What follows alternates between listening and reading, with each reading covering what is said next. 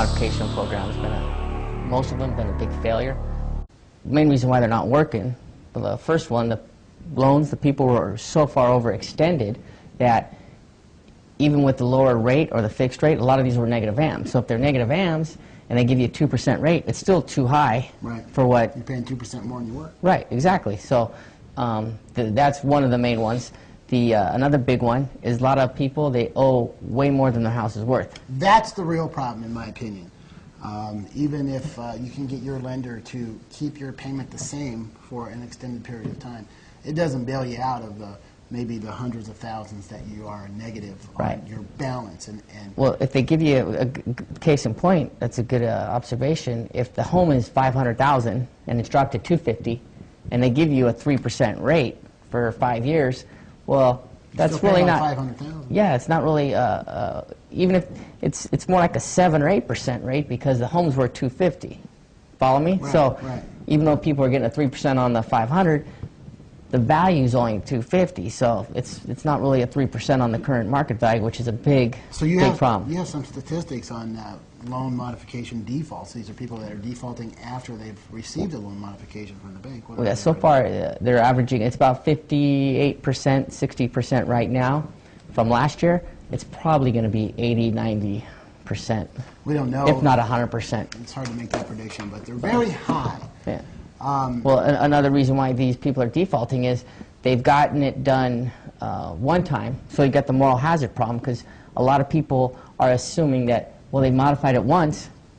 They'll do it again. Yeah, well, they're going to do it again. There'll be another program, so let's quit paying again, which is happening quite a bit. Most of the time, they can only modify the loan once, but a lot of people are waiting for programs to come out. That's one reason why, like we were talking about earlier, these government programs aren't helping. They're prolonging misery because a lot of people are waiting, thinking another program's going to come out. You know, also, I don't think the government, they're trying to raise capital to throw at this problem, but they haven't really, to my knowledge, haven't said, yes, this is exactly what we're going to do to fix this problem. I mean, you hear this before Congress, you hear that. I've heard of people testifying before Congress where they want to use the government's power of eminent domain to repo those houses from the people, wipe out the excess negative equity, and then resell it back to the people at the current value, because that's the way the eminent domain laws work. If they take your house for a road for public good, they have to give you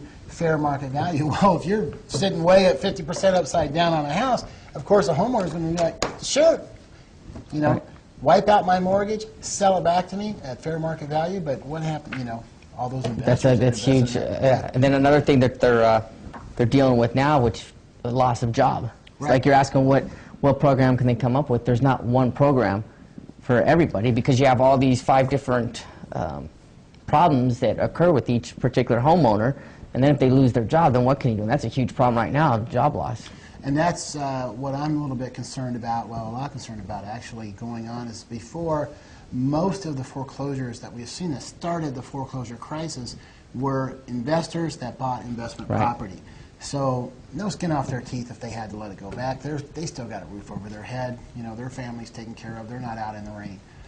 But now, because of the snowball effect, now we're going to see what I call legitimate foreclosures, where people have lost their jobs, who maybe even had a 30-year fix and wasn't involved in any of the speculation or anything. But now, due to the fact of the state of the economy, they've lost their job. And what happens then? You know, so that round of foreclosures is probably going to start to happen here pretty quickly. Yeah, it already is happening. Yeah. The defaults are sure happening. Yeah. So how low can it go? We're so far under where we're supposed to be. You know, I hate to make predictions, but I showed a house in Green Valley the other day. It was 2,100 square feet for with a pool for, what was it, $64 a square foot or something ridiculous. It comes with a free loan modification. That you know, is the perfect loan modification. Condos around the corner where they were selling for more than that, you know, 2 years ago, and this was a big old house with a big old yard and pool and palm trees. So they want to know what the solution. That's the solution right there. Let the price go to where it is till someone buys it, and you got someone have a roof on their head, over their head that they can afford the payment on. And that was sure a good deal, and there's plenty of those deals out there too, folks. So it's I hate to really make a prediction. Hey, we're going to go down another 15%, or we're going to start going back up 15%. You know, I mean, it really is, I guess. If you want a good prediction, just call me. I'll make some predictions. Yeah. I've been pretty good at it lately. A lot, I think, does depend on what the government does, if anything at all. And, of course, it's going to depend on if, like we talk about all the time, which we're both in agreement on, what they're doing may be just delaying the inevitable. And we should just, you know, like I always say, let it go where it's going to go, dust ourselves off, and do the best we can and get back out there and start trying to climb up the ladder again. It's, you know, nobody's really in this alone. We've talked about before foreclosures. People are so afraid of it, and it's almost like there's so many people that have them now. You know, it's like I don't think it's carrying the stigma. No, they're going to have to change all that. Yeah. So And for people to buy homes again in the future, when things turn back around, we're hoping that they're going to remember these extenuating circumstances that our country and our economy is in right now, and give loans to good people again, even with a foreclosure on the record. That's what I would hope, and it would make sense, because it's almost like if they don't do that, they're not going to be able to make any loans. Well, they have to. This is the first time around they tried the loan modifications. That's been a huge failure. So it's like we said before, this has proven our point that they're extending the, delaying the inevitable. Yeah. So people, keep your chin up. We will get out of this. It won't be tomorrow, but you know, something good can come from this. So, and the one thing comes for sure: affordability. Yeah, affordability. More discretionary income, cheaper rents, cheaper house payments, more money to have fun. Yeah. So hopefully we can all get past this, and we'll all have money to have fun. I'm Kendall Trotter. I'm Steve Hawks. Thanks for tuning in to this edition of the Las Vegas Real Estate Update. See you soon.